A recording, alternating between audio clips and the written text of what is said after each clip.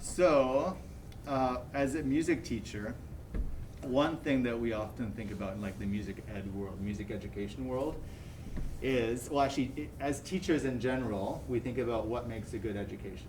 So like then you start thinking about, okay, you think about like a person who's well educated, like what qualities or what have they learned, so like what makes them well educated, right?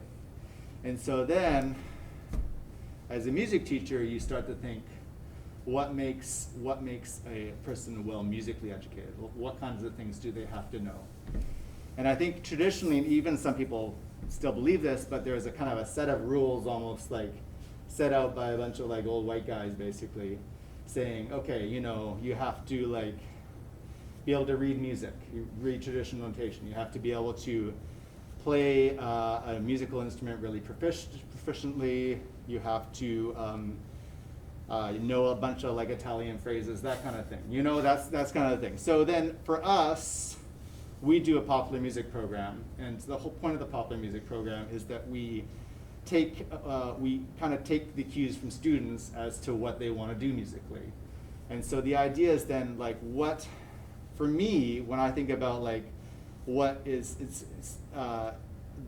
makes someone well educated musically is actually really, maybe there are some things that like are maybe absolute, but a lot of it comes from like, well, what does the student want to do? You know what I mean? Where do they want music to kind of fit in their life after high school? So first of all, my first question for you guys is like, what do you guys think? What do you guys think makes a musically well-educated person? Like, what kinds of things do you think could be there? And then my second part of the question is like, where do you see music fitting into your life after high school? And as a school, like as a music school or as a school with music, are we doing our part into getting you where you want to be, like musically for after high school? Do you see what I'm saying here? Yeah, okay. yeah. So what do you think then?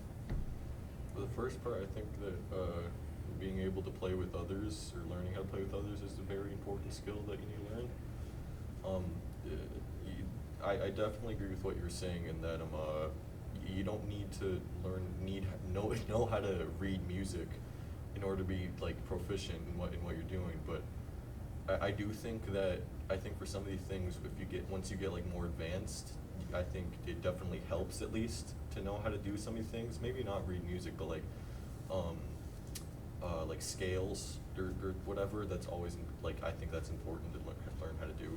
So maybe that's half true. And you've been reading tab. You read tab through, and I think you learned that to do that here, right?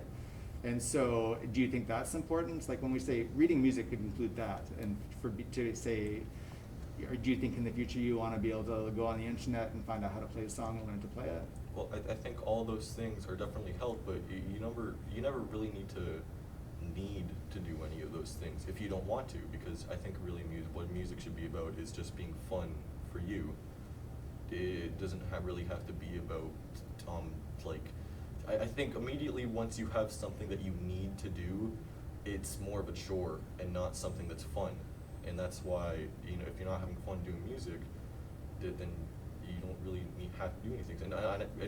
Well, it ties into what I was saying before, that once you get more advanced and you think you start to know what you're doing, then yeah, those things will definitely help, but I don't think it's necessarily required if you just want to have fun playing music, right? Right.